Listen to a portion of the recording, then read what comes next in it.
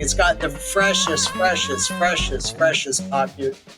you can get. When we'd stay in, not in Huanchaco, but another town called Mintel along the coast, there's these cabalitos de tortura. They're reed boats, and they still, it's an active fleet of pre-Columbian craft that go out fishing every day. Well, they actually go out and they come in early in the morning. But everything's the same except when they tie up the reeds, they tie them up with nylon now, and they put plastic soda bottles in to keep it floating because, reed boats, they're waterlogged, and sooner or later they're gonna sink. And they want to make them last as long as they possibly can.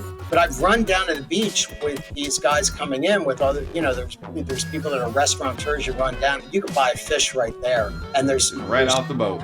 Yeah, there's nothing like it. Also near Mintel, there's a place called Terminal Santa Rosa, and I write about that in my book. I mean, that place was just an epiphany for me because my mother-in-law, my wife's family told me about it. And what is a big parking garage? So it's this huge kind of concrete parking garage with tractor trailers, lots of blue bins full of fish. So all the boats come into that area, they unload the fish, they come into the Port Santa Rosa, they unload the fish. This stuff just come in from the trailers. They start sorting it out on the trucks to take to Trujillo, or probably Lima's the ultimate destination, but to start trucking it around.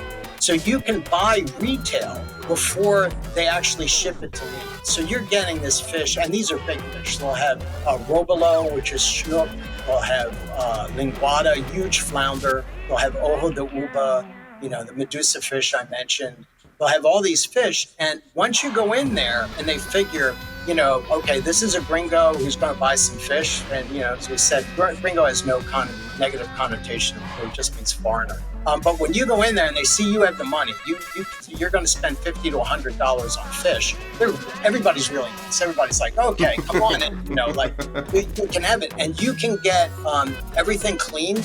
You can get it filleted, everything else it's probably a little more now, but around $2. And that would be for a big fish. And they'll save everything. Yeah, they'll save everything. They'll give you the fillets. If you want the head to make a soup and everything else, they'll do that. It's just a phenomenal place to go. And I would go there, get a big fish and, get it filleted, everything, come back, and then I'd make it for my family. When you go out in this Terminal Santa Rosa, because it is a popular place where the restaurateurs around, that area buy their fish, there's all these people selling key limes and the ahis and all the things that you need to make ceviche. You don't really have to go anywhere else. Although there's a great market down the road called Monse Food, but that's another story. I gotta go look up plane tickets to Peru. It's worth it. Hey, would you like to win a free copy of Eating in Peru? Go to the On The Check YouTube page with Sean Parker. Subscribe if you haven't already. Comment on the podcast Eating Peru. The first 100 subscribers to comment are entered to win. Go get it.